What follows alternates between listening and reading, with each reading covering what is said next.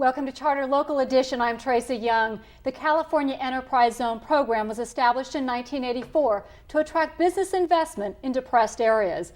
And joining us to talk about how this program has positively impacted the city of Long Beach is the chairman of the Long Beach Area Chamber of Commerce, Blake Christensen. Good to have you with us, sir. Good to see you.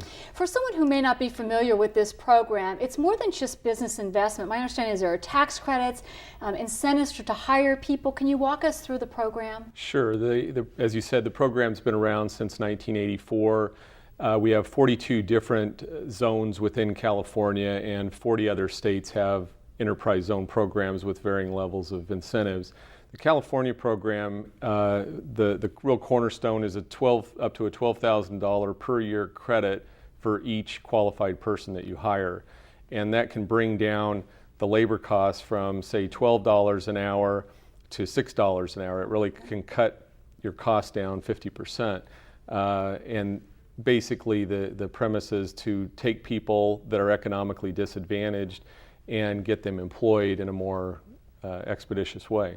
And I understand too that there is a business tax credit that if you purchase equipment, you can also reduce that. Is it a faster depreciation schedule? It's actually even better than that. It's a dollar for dollar credit on the sales tax that you pay for on that piece of equipment.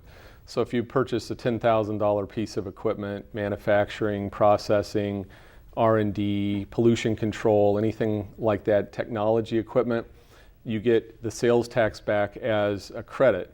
So you'd get an $825 dollar for dollar credit in my example of a $10,000 piece of equipment. And then you do continue to get to depreciate that net difference between the $10,000 and the $825. So it's a great benefit. So incentivize people, I guess basically if the cost per hour for an employee is cut in half, you can have 2 employees if you have the same amount to spend, and it spurs people to purchase equipment at the same time. Exactly, and many of these people are trained. The local Workforce Investment Board actually trains many of the people, some of the young high school students and things that are looking for jobs, veterans, anybody that needs to be retooled.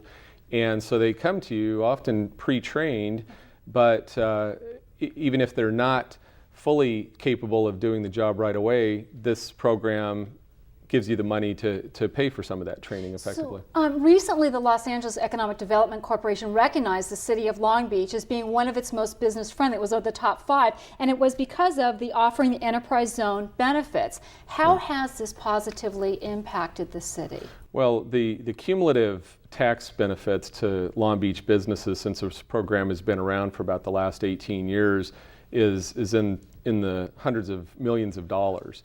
And just last year, the city issued 5,800 employee vouchers, which means that 5,800 people within the city generated tax credits for their employers. So it's really the economic stimulus package for Long Beach. It's very, very impactful and really attracts businesses here and makes them stay here once they've started participating in the program. During economic difficult times that we're experiencing right now, the thought is sometimes to reduce some of these kinds of programs. What is your thoughts about whether we should be reducing these, keeping the same, or even increasing these benefits? Right. Well, I feel they're a great offset to the unemployment issue because, as you said, it incentivizes people to hire those people that have an economic disadvantage, veterans, the youth, and so people that have been laid off. So it does the right thing, and you absolutely should be taking advantage of this. All right. Well, thank you for helping us understand the enterprise zone. Very insightful. Thank you. For Charter Local Edition, I'm Tracy Young.